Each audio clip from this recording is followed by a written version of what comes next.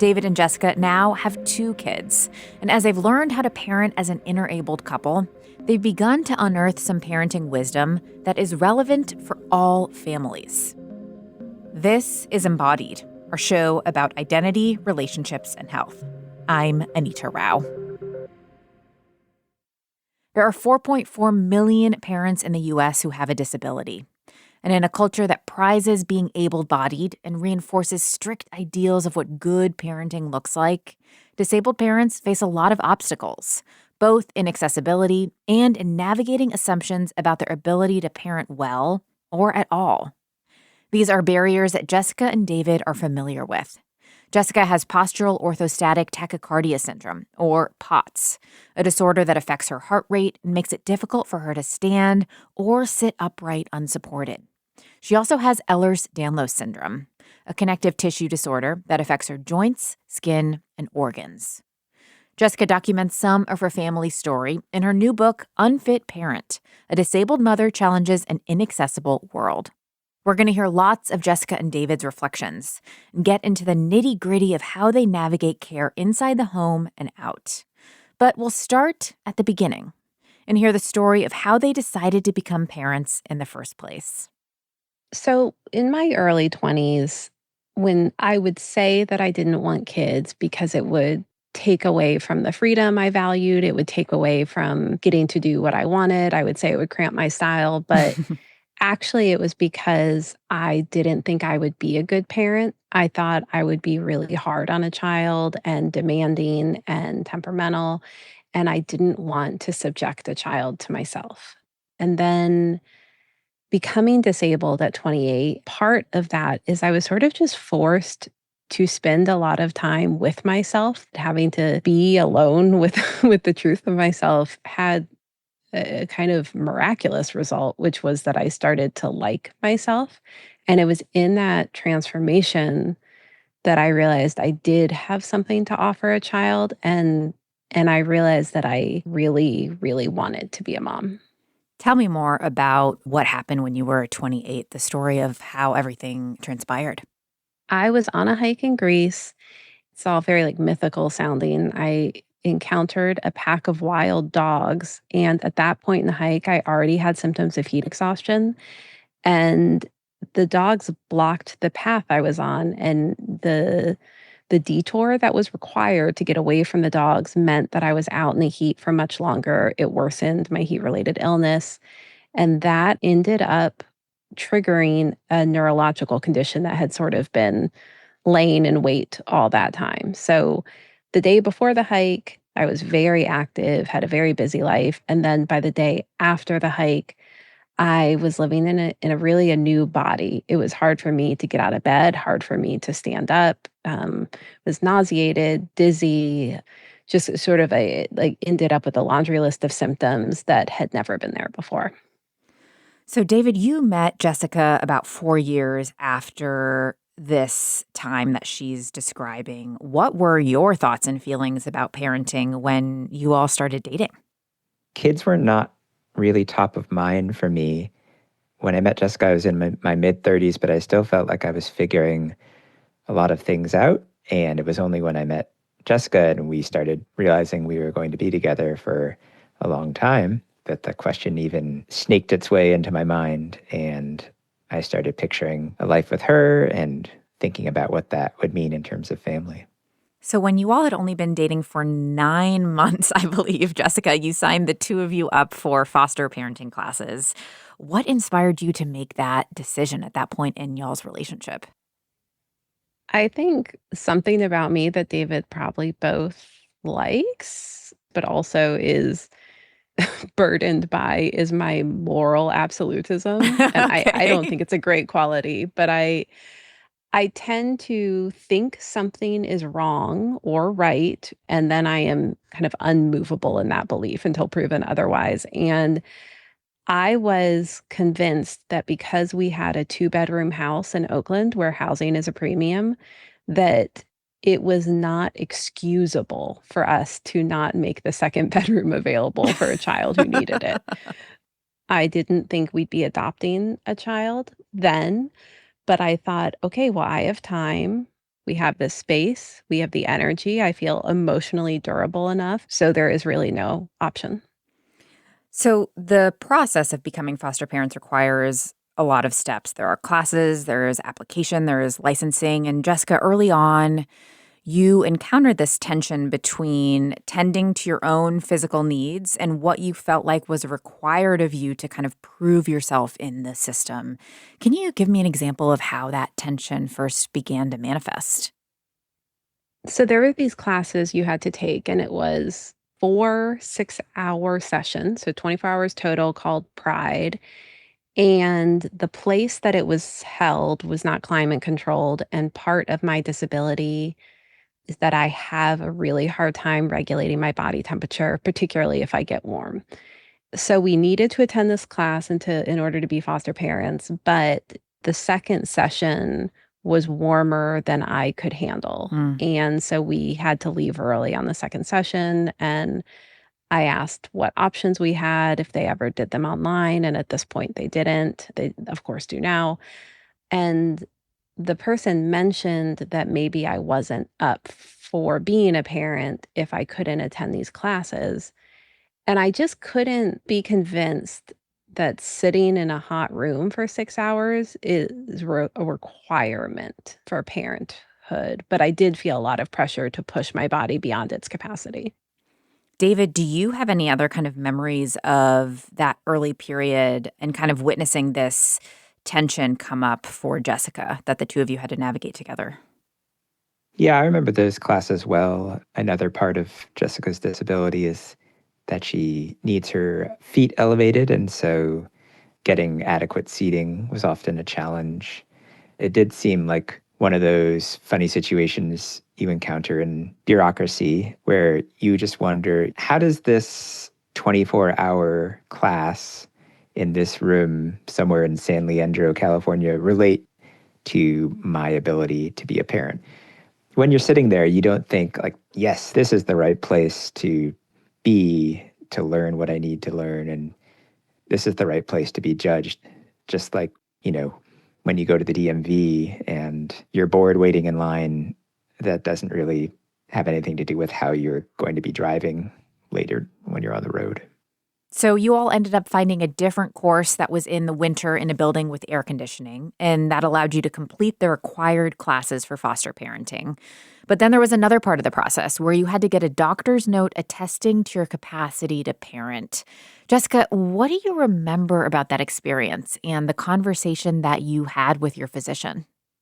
I avoided that form till the very end because I was scared my doctor would say he didn't think I had the capacity. It was the doctor I had been seeing since moving to California. And by the time I get to doctor's appointments, I'm often feeling quite sick. I have a really hard time, if I had driven there and it was hot or whatever, at that point I didn't have a wheelchair.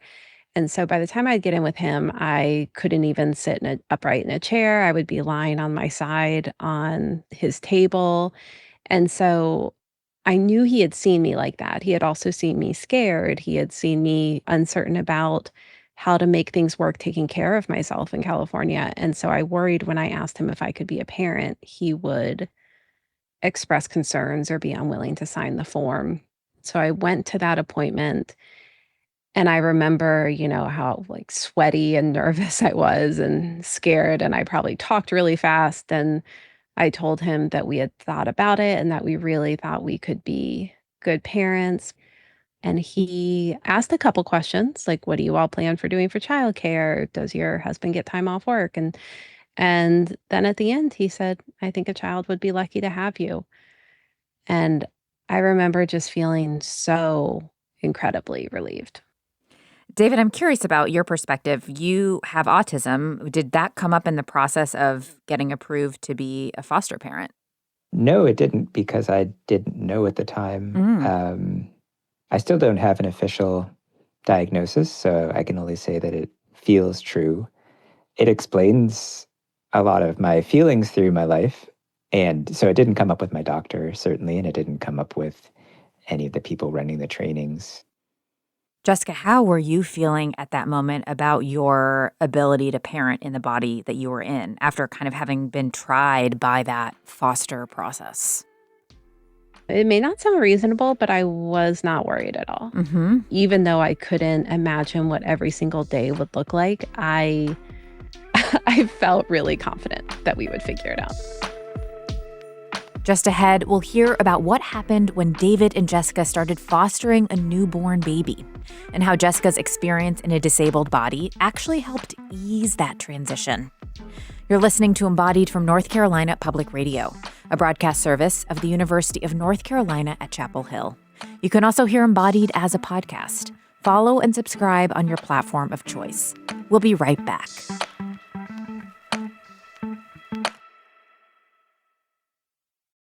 Support comes from Wise, the smart way to manage the currencies you need around the globe. Fed up with losing out to hidden fees when you send your money abroad with your everyday bank? Choose the smart way, Wise. You can count on the exchange rate you'd usually find on Google. No unwelcome surprises. Plus, ditch that "where's my money" feeling. Most transfers arrive in under 20 seconds. Join millions saving billions on hidden fees. Be smart, get Wise. Download the Wise app today. T's and C's apply. Are you dealing with clothes, bedding, and towels that still don't smell fresh after the wash? Check out Blue Land's new Power Duo laundry tablets for loads that need extra stain and odor-fighting power. Blue Land makes household cleaning products designed to reduce single-use plastic. Their plastic-free, microplastic-free formulas are made with plant and mineral-based cleaning ingredients and without dyes, parabens, or harsh chemicals. So ditch the plastic bottle and drop a pre-measured, mess-free Power Duo laundry tablet directly into the drum for your next wash. Blue Land is a certified B Corp and Leaping Bunny cruelty-free certified. Their formulas are EPA's Safer Choice certified, and many products have also earned Cradle to Cradle's Gold Material Health Certificate. If you're looking to make a small change in your routine, you can get 15% off your first order at blueland.com/PRX. That's 15% off your first order at blueland.com/PRX. This is Embodied. I'm Anita Rao. We're talking about interabled parenting today with married couple Jessica Slice and David Yourdon. Jessica became disabled when she was 28 years old. She was on a picturesque hike in Greece and got heat exhaustion, which triggered an underlying neurological disorder called POTS that made it difficult to stand or even sit upright unsupported. In the first few years after this happened, she was overwhelmed by the ways her life shrank and her body suffered. But then, after a while, although the pain and symptoms stayed the same, other things began to shift. She started to let go of some of her perfectionist tendencies and attempts to control the world around her. She met her now husband, David, and the two of them decided to become foster parents. Jessica tells some of their story in her new book, Unfit Parent: A Disabled Mother Challenges an Inaccessible World. While Jessica and David faced obstacles becoming foster parents, they eventually got approved. They cared for one foster child, and not too long after, got a call about a week-old baby in the NICU. We're going to refer to that baby in this conversation by her first initial, K. We got this call, and they said that baby K only needed a place to stay temporarily. So David went to work the next day because it was supposed to be, we were kind of thinking of it almost like babysitting. Mm-hmm. Like we would take care of this newborn until the next step for her. And so I went to the hospital alone, and I didn't have a power wheelchair at that point and can only walk for about 30 seconds to a minute or stand for about 30 seconds to a minute. So I drove to the hospital and then, parked and then had to rest and then got inside the front door of the hospital and then had to sit down and rest and then checked in at the front desk and sat down and rest. So at that stage in my life, I was trying to do things on my own, but there was a lot of resting. And, I sat on the ground in the elevator and went up and I scrubbed in, and they brought me back into this room lined with little bassinets. And on the right side, about 3 bassinets up, there was a little baby. And I could just tell the way they talked about her that she was really special. And I got to meet her. And her favorite story is that they had this little, disposable formula bottle thing that they used in the NICU. And they gave it to me to give to her. And I was holding her and I put the nipple in her mouth and she was sort of uninterested. And then she opened her mouth wider and I realized she wanted the entire top of the bottle inside her mouth, like all the way so that her lips were pressed against the plastic of the bottle. And so I shoved it all the way in and then she just like downed it immediately. And I think we all love that story because that is her personality. Like she just wants more of the world. And we went to the car and I had to rest for a while before driving home. And I remember speaking out loud to her and I looked back in the rearview mirror and I said, we love you very much and we're going to do our best.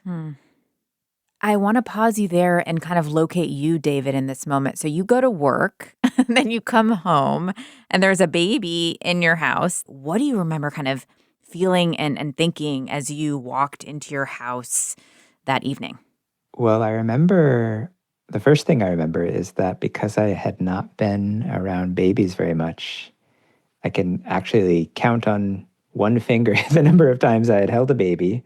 So I remember coming home and Jessica was sitting on the bed in the second bedroom. And I said, "Where's the baby?" And it was just so small that I hadn't, I was just kind of looking for the wrong sized object, I guess. So that's my first memory.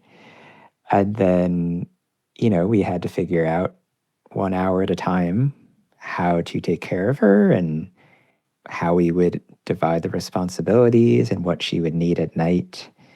But just the reality of it, starting from the actual size of the baby was a surprise moment after moment. So tell me about that first week. I know it can be really physically demanding. It can be really demanding from a sensory perspective, getting used to the baby's noises and the baby's cries. Jessica, how did you tackle meeting the physical needs of baby K in that first week? Well, so one thing had happened when I returned from the hospital, I posted on the neighborhood next door group and asked if anyone had any baby supplies they weren't using and said that we had a baby unexpectedly. And one of the people who replied was a doula. And she offered to help us with nights for that first week. So we had a major gift in that. And she also set up a bottle washing and sanitizing station. She kind of swept in like a hippie Mary Poppins and, set us up. So, Renee has a lot to do with the ease of that first week. But I am the oldest of 4 girls, and I also have a couple dozen cousins, and I am the second oldest. And I babysat in high school and college and after. So, David can count the babies he had held on one finger. And I think I've probably held, a couple hundred babies. And so I felt, I think, an instinctive comfort. But I did expect it to be really difficult. David, you can correct me if I'm wrong, but I think you worked normal hours at the beginning. Is that right? Yeah, I did. I think I even had a business trip to New York a few weeks in. Right. Right. So I Wow. think he almost changed nothing. And I was in grad school and I didn't take any time off of school, which I'm not saying that's a good way to approach this, but it's true. But a thing that was a little magic is that Kay and I got each other. Like it was like I just totally understood her. I don't know how to explain it, and I would not even say it was true with our second kid in the same way. I adore him and feel very connected with him, but I think it was kind of a once in a lifetime thing, and I just got her. And also, she was very, very content as long as any part of her body was touching any part of mine. Hmm. And so I would tuck her next to me on the sofa while I logged into my grad school classes, and she would just lie there happily. She was just so peaceful if we were touching. If we weren't touching, she wasn't as peaceful, but she wasn't a baby who needed to be constantly bounced and adjusted. She just needed that proximity. I don't know. I think it's one of the most natural times of my life were those early weeks. You mentioned Renee, the night doula who helped you all adjust at the beginning. And Jessica, you interviewed her for your book about her time with your family. And one of the things that she said that I found really striking was that she noticed that you didn't abandon yourself. You didn't pretend that you didn't have needs. I'd love to know more about how your needs were showing up in that early time and how you found a way to balance your own needs with the baby's needs.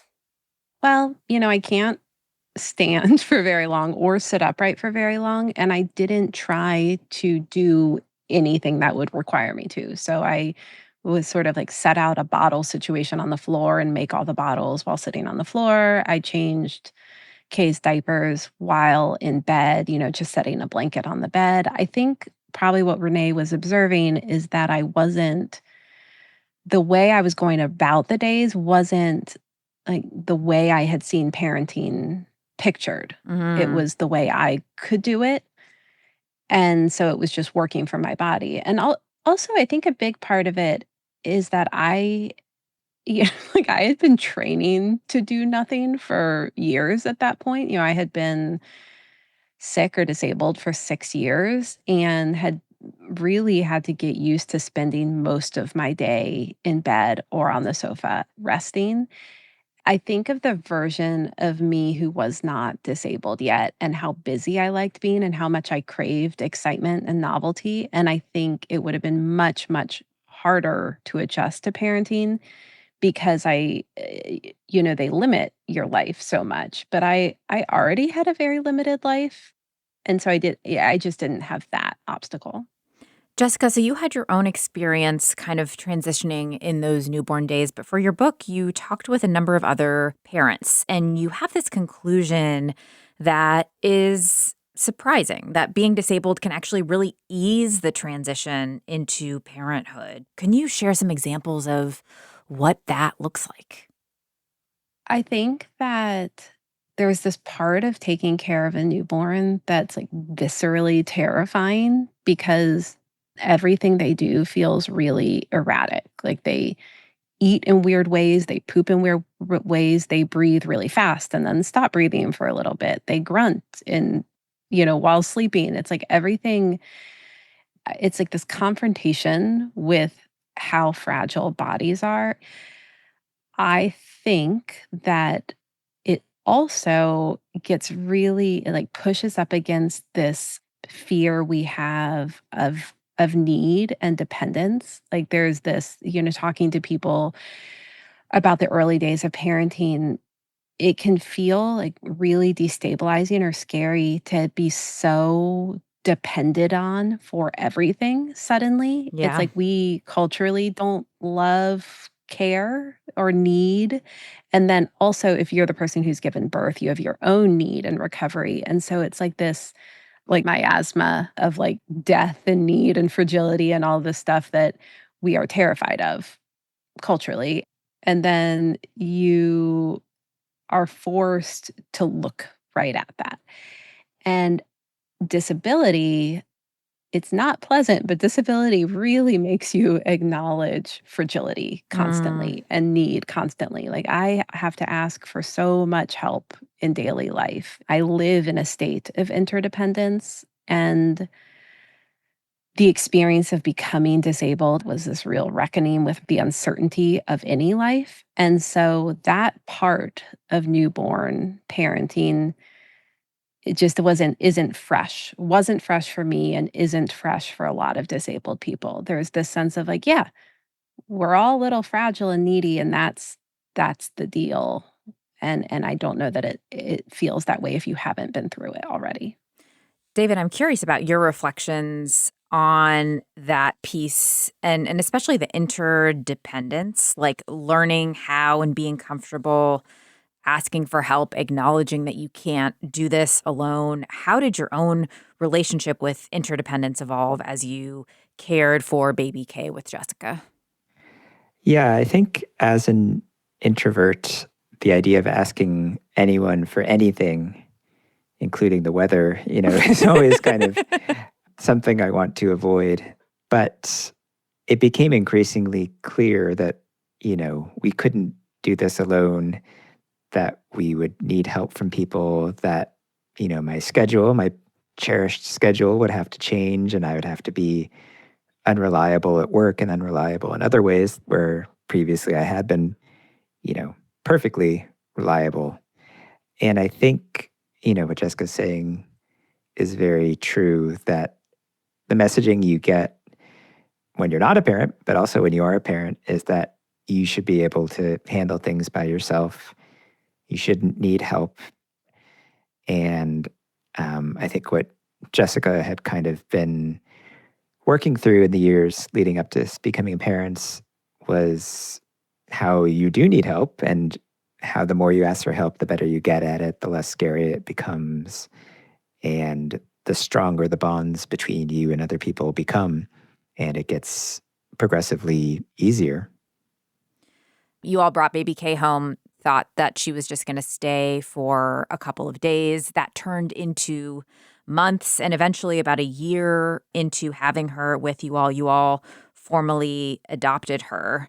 Jessica, you draw this really firm distinction in your book between the experience of parenting Kay at home versus out in the world. And David, I want to ask you about that, like the memories that come to mind for you of any difficulties that y'all faced navigating your parenting dynamic that was well established at home once you were out in the world.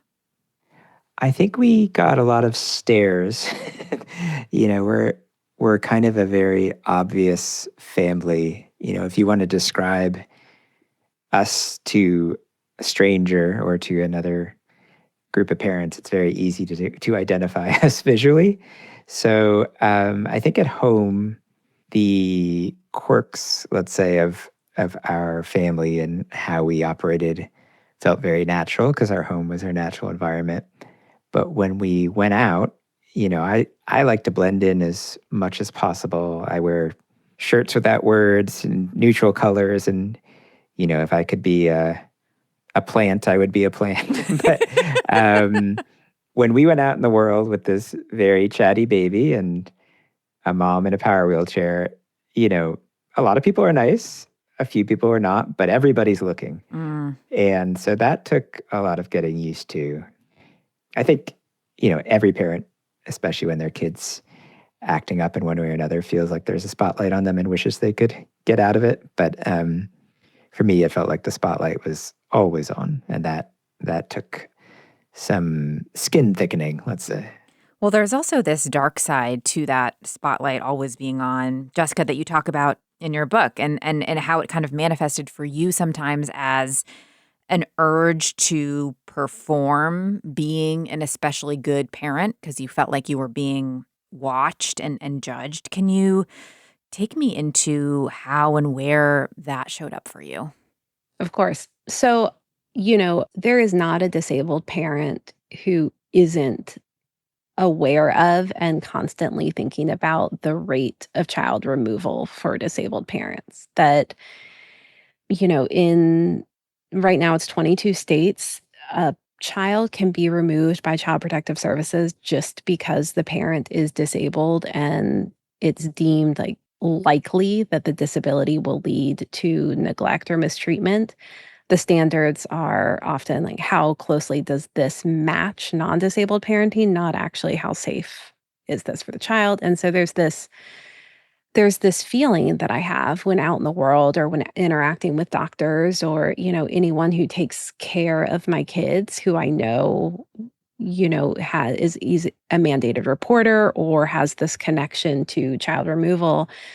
I'm just so aware of my performance of motherhood and these incredibly high stakes of not being able to show any weakness. There's a mom I interviewed for the book who's blind, and she gave birth, and the first time she tried to breastfeed, she had trouble with the baby's latch, and she started crying from exhaustion from labor and from the frustration. And her crying caused her to get reported to Child Protective Services, and they said that she probably wasn't fit. And she prevailed and didn't lose custody. But I think it's a real example of this, extremely high standard that disabled people are held to because I think a non-disabled person who cries about nursing would just, I think that's assumed that people will cry about nursing. So, Jessica, you were mentioning earlier this realization that you had in parenting that if you were holding yourself to the standard of routines that you'd inherited that you were supposed to follow, then, yeah, you weren't going to be able to parent in the way that you thought. But if you were creative and were just doing what was best for your kid, you were able to parent well. This idea that disabled parenting involves creativity, it involves creating solutions that are safe and loving and beautiful in their own right. I'd love to know some examples of what those day-to-day creative routines looked like as Kay started to grow up, became a toddler and a young kid. The first thing I think of is that we never really used a high chair, or we waited a long time to use a high chair. We had this like chair that sat on the ground, and then I would sit on the ground next to it, and then I could lie on the ground when I needed to so that I could feed her. When we were potty training her, and the the videos we saw, it showed how a parent would sort of lean above the kid to wipe their booty, and I could never stand and lean in that way for long enough to do it. So we taught her a song and routine where, I guess not to be too graphic, like she would poop and then Poop lean is in welcome front here. of us. Okay.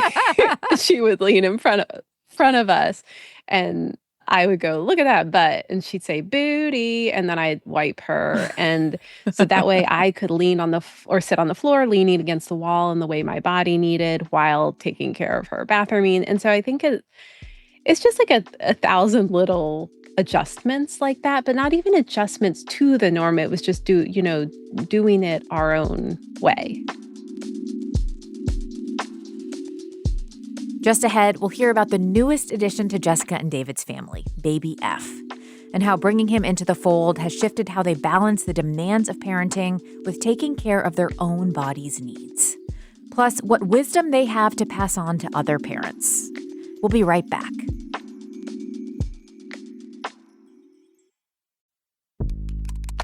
This is Embodied. I'm Anita Rao. When Jessica Slice and David Yourdon first became parents, they knew their family life would require lots of creative problem solving. Jessica has POTS, a neurological condition that affects her heart rate and makes it difficult for her to stand or sit upright for long periods. She also has Ehlers-Danlos syndrome, a connective tissue disorder. When she and David started fostering their now adopted daughter, Kay, they made parenting routines that fit their family, dividing labor based on their abilities, adapting baby gear to fit Jessica's body's needs, and calling on a network of community support. Jessica writes about this in her new book, Unfit Parent: A Disabled Mother Challenges an Inaccessible World. Jessica and David's daughter, Kay, is now 8 years old, and in early 2024, they brought another baby into their family via surrogacy, baby F. With the increased amount of physical and emotional care that goes into raising two kids, Jessica and David have a secret weapon for staying organized and meeting their needs. We have many spreadsheets. Tell me about your spreadsheets. Well, we have one for house management, which has daily tasks, weekly tasks, bi-weekly tasks, monthly tasks, bi-monthly tasks, just to make sure that, especially because Jessica's the one who notices when things are askew in the house, but I'm typically the one who fixes them, so to speak. It's a way for us to kind of stay in sync on the household management. And then we also have some for ourselves, like our own kind of relationship check-in, and we have things for our kids as well. It's also the case, whether because we've just gotten older or because the world has gotten seemingly a lot heavier in the last few years, we are a lot more tired. So it takes a lot of communication and grace and forgiveness to, just make it from sunup to sundown. Jessica, I'm curious to pull on one of the threads that I heard in David's answer, which is that Jessica notices things a lot and might be the one to kind of put that down. We talk a lot about kind of dynamics in couples and this idea of emotional labor and mental labor. But for you all, it seems like it kind of plays out in a way that like David is the one doing more of the physical labor and you are doing more of the emotional labor? Like, is that a balance that you all have talked about and that kind of works for your parenting? Yeah, it's the balance we have, and it's the balance that's necessary because of my physical capacities. But I think knowing my inclinations, if I weren't forced to ask David to do things, that I would probably end up doing both. Even if David wanted to help, I would sort of insist on doing all physical and mental tasks because I would like things to meet my standards. And so I'm not saying it's the only way to have gender equity in labor, but one way is to have one person incapable of doing much physically. There are times when I feel really overwhelmed with the behind the scenes work and the coordination work, but I also know there's a lot of times when David feels overwhelmed with the physical work. And I feel like neither of us thinks the other person isn't trying very hard. Mm. Those two negatives. But I never think David is doing anything but his best. I mean, it doesn't it doesn't stop me from being like wanting things cleaner, but we're both hard workers and we Yeah. both care. And I think I don't know, I think we're kind of always holding that. So Kay is now 8 years old. How do you talk with her about your disability and how much does she understand about your experience and your body? I mean, we talk about it so openly. And I write about this some, but she's neurodivergent. We talk about David being autistic. There's a real sense in this family that we're all pretty needy and have specific limitations. And we kind of talk about them as they relate to each other. Like that if someone has a hard time doing a zipper or a button, that is similar to the way it is hard for me to go upstairs. Mm. There's just kind of a lot of discussion about bodies. I would guess as she gets older, her stance or her opinion on my disability or how more what I mean is like how she sees that it affects her will change. But right now, she kind of likes it. I think she likes that I have a wheelchair because Uh-huh. it's a place for her to sit on my lap. She really likes going for walks with the baby on my lap and walking next to me. She just kind of the chair is like a pleasant part of her experience.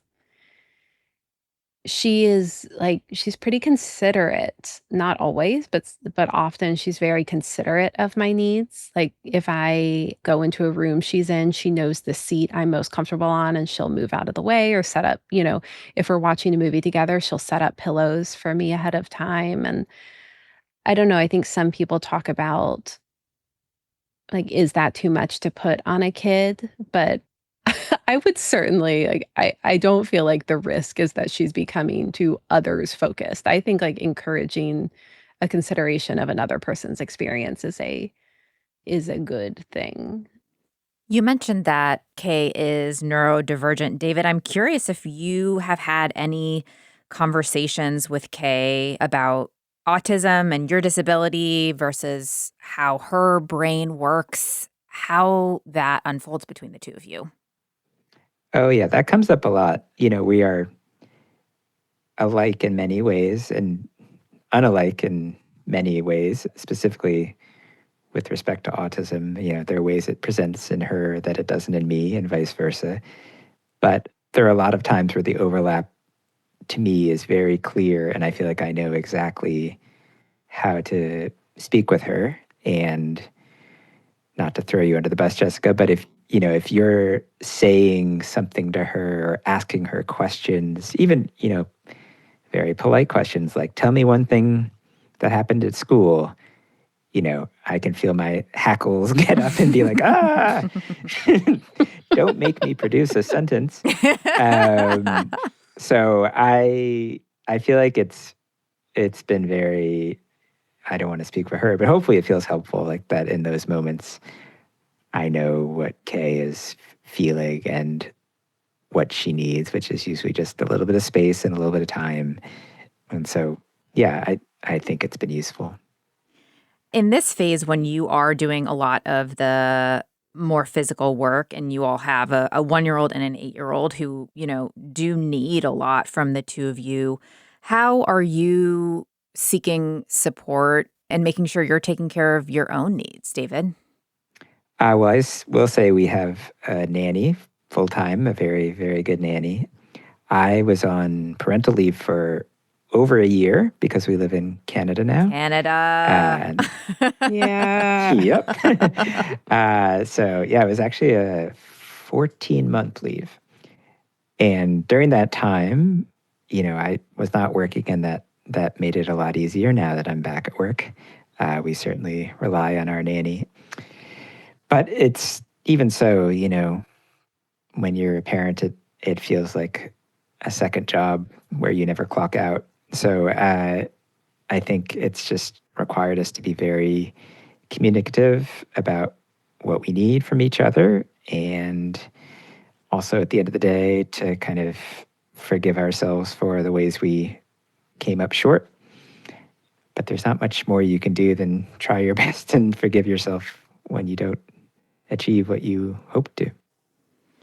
Jessica, you share in your writing that there are still moments where you feel some judgment about how your parenting looks compared to the ideals that you've inherited or what you might witness other people doing. How do you talk yourself through those moments?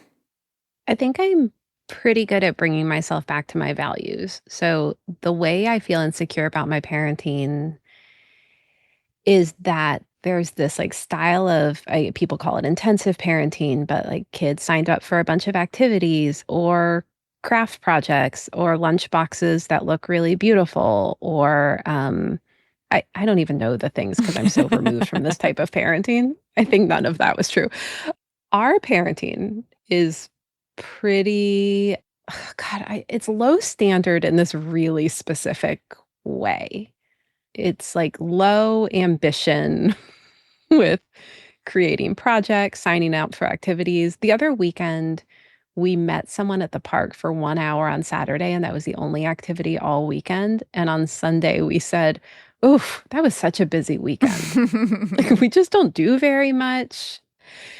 And so I feel insecure when particularly social media, helps me witness the way other people live. And the thing that brings me away from that insecurity is that my personal value is that my kids will know what they're going to get with me, which is consistency and kindness and patience. And David and I are both incredibly patient and consistent parents. And we are very, very nice to our kids. And we are also very predictable. Like our rules are predictable, our boundaries are predictable. I think this is a very safe house to live in. And if I really think about it, I'm like, okay, then I'm doing it. Then I'm doing it. Their diet is not great. There's a lot of chicken nuggets and a lot of ketchup and a lot of prepackaged snacks. But I'm doing and we're doing the things we really care about. David, there are a lot of conversations that Jessica has in this book about solutions and wisdom from disabled parents that apply to all parents, regardless of ability.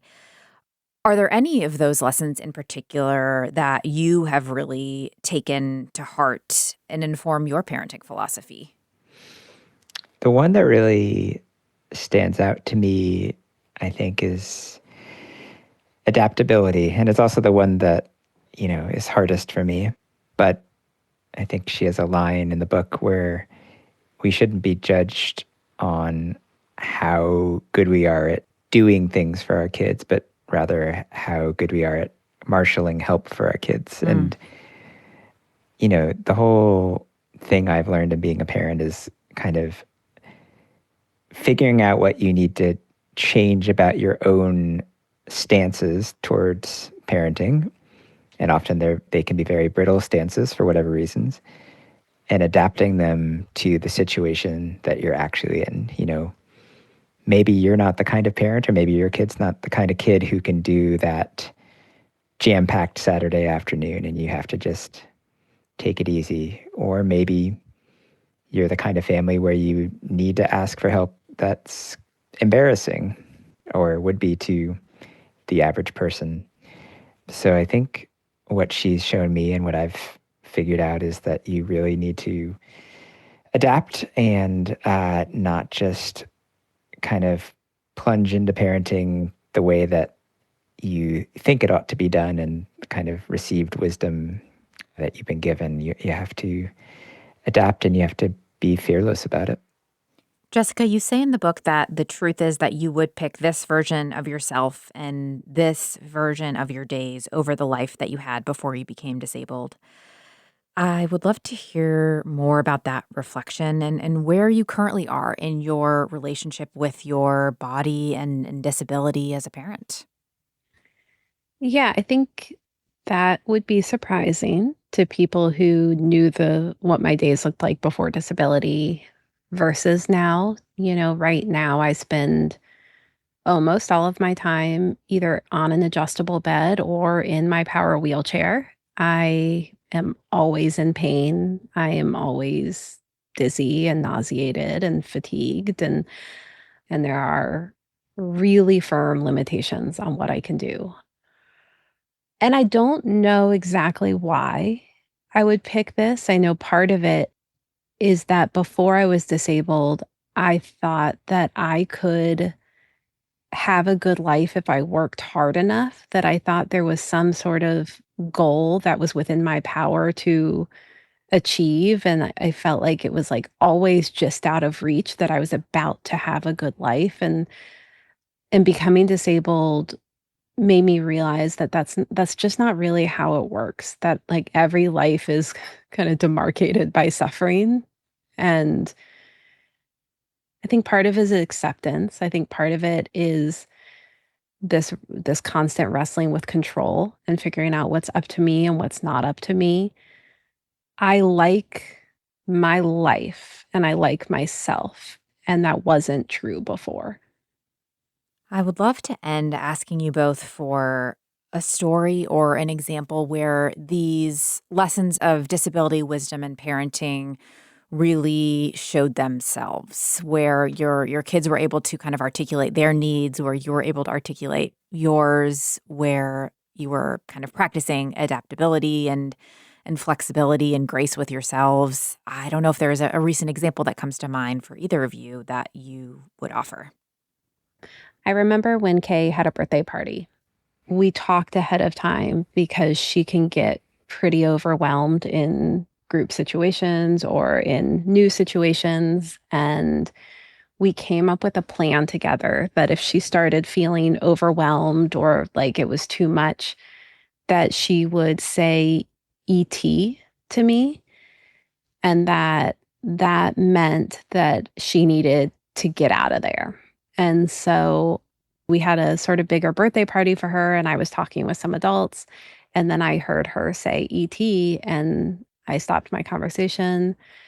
I went to her. She climbed onto my lap on my wheelchair. We wheeled away together, away from everyone, and we didn't talk at all. And the agreement was when she felt ready to rejoin the party, she would say, "Phone home." And so then after a few minutes, she said, "Phone home." And it happened a few more times. And I think one of the most like correct feelings that I ever get is the feeling that I have when I'm on my wheelchair and a kid is on my lap and their head is pressed kind of right on my sternum. Hmm. I just feel like such a sense of peace there, that I'm keeping them safe and that I'm giving them what they need. You can find out more about David and Jessica at our website, embodywunc.org. We have links there to Jessica's book and other writing, as well as all episodes of Embodied. Today's episode was produced by Kaya Finlay and edited by Amanda Magnus. Nina Scott is our intern, Jenny Lawson our technical director, and Quilla wrote our theme music. This program is recorded at the American Tobacco Historic District. North Carolina Public Radio is a broadcast service of the University of North Carolina at Chapel Hill. I'm Anita Rao.